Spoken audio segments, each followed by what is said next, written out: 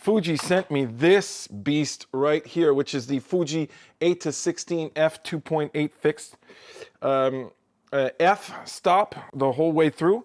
So I will be trying this out on the X-T30. The thing you got to ask about the 8-16 is it worth paying that much money to buy a lens? Because it's cost a pretty penny. I don't have to party to have fun, you see. So I'm just going to take the bike with my camera and go and shoot. And then I'll come back and I'll give you my impressions on what it was like. But I'm going to do some street, try to do as much as I can and get some exercise, get rid of this thing. I'm gonna make it. Yeah, all hard work's gonna be worth it. Ooh, everyone who didn't believe it, they don't know a thing. I'm gonna try, gonna try, gonna try. Work till I die, till I die, till I die. I'm gonna fail and get up, 'cause I'm not giving up on my dream. I'm gonna cry, gonna cry, gonna cry. Chasing the highs, yeah, the highs, yeah, the highs. I'm gonna fail and get up, 'cause I'm not giving up on my dream. I'm not into drinking, that's just wasting time. I'd rather be spending it on working out. Some say I'm too uptight, but I disagree. I wake up and live my dream. Hey YouTubers, so I just got back and I shot with this, the X-T30 with the 8-16. And I just want to give you a couple of my impressions and I'm going to pixel peep with you real quick. In the hand, for street photography, the 8-16 is not great. It weighs a lot. It's a pretty heavy lens, guys. It's just really heavy. I'm a real fan of the X-T30 for street photography because of the fact that it's small. So if you have the 8-16, unfortunately, you will not be taking advantage of a smaller size. With the 16, you're a bit better off. It comes to about here, the 16, instead of coming up to all the way up here. And it's heavy. It's not a light lens at all. I mean, the optics on this are from what I can see so far, are pretty good. But that's it. So 8-16, it's weather resistant, which is great, but it's a heavy lens, and I'm not sure it's a great lens to be a walk-around lens. That's for sure. Other things is that I got some really cool angles. That's what I want to look at right now. So let's get into looking at those angles and see what we find. What I really find great about this first photo is it shows to what level, if I'm not mistaken, there we go. It's shot at 11.6 millimeter, which equals about a 16 millimeter equivalent. So this is what you kind of get. You get this kind of look. Now, what I'm surprised at when I look at the images here, and you know, you gotta admit, I'm not very Fuji biased, Fuji sold person, but what I'm amazed at is the level to which there's not a lot of barreling happening at this wide angle.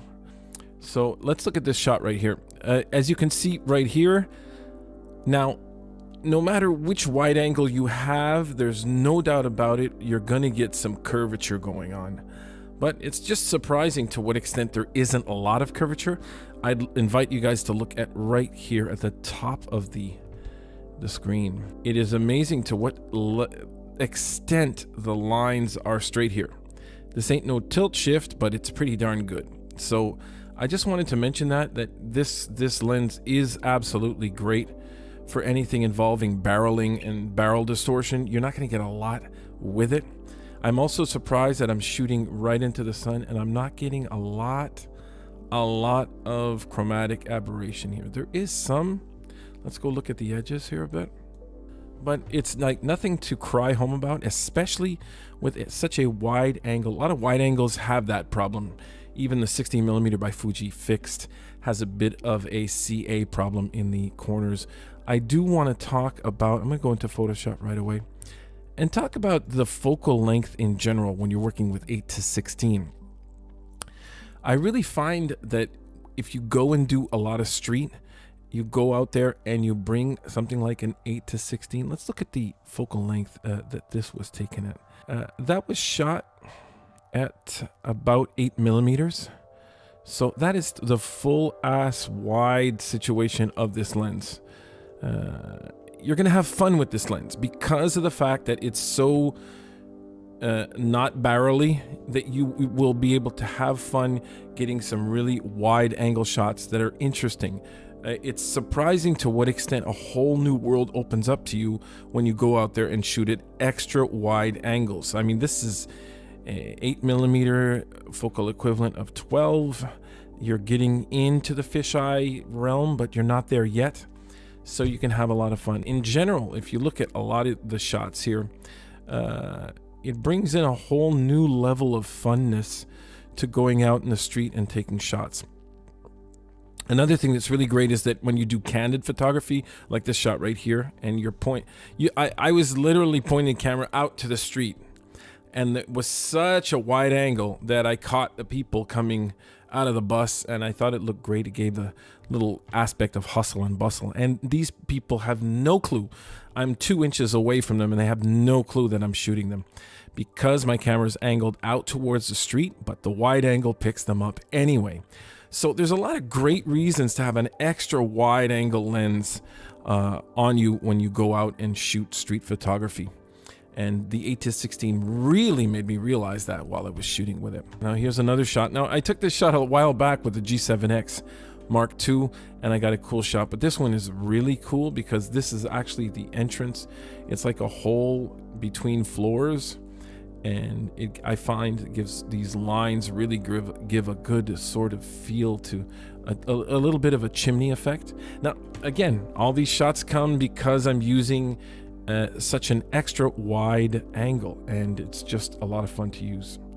When you're working with this lens, I decided to push it a bit just to see what I could get out of it. You guys are going to be also surprised for that as well, because it's a very contrasty lens. It's got a lot of contrast going on, and you can play with it quite a bit.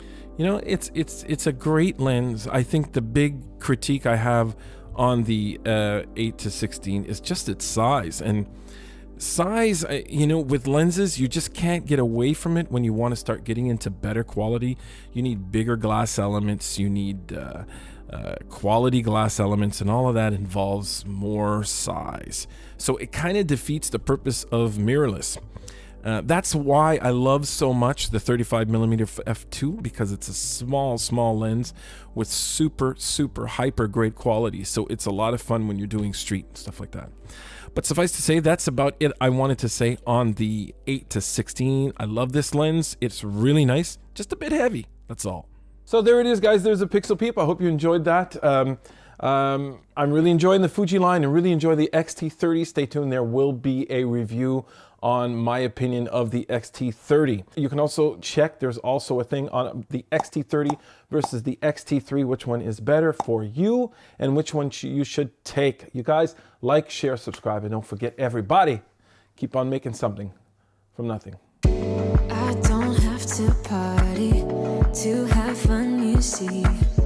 I got different hobbies, and that's all I need. Some say life is boring, but I disagree.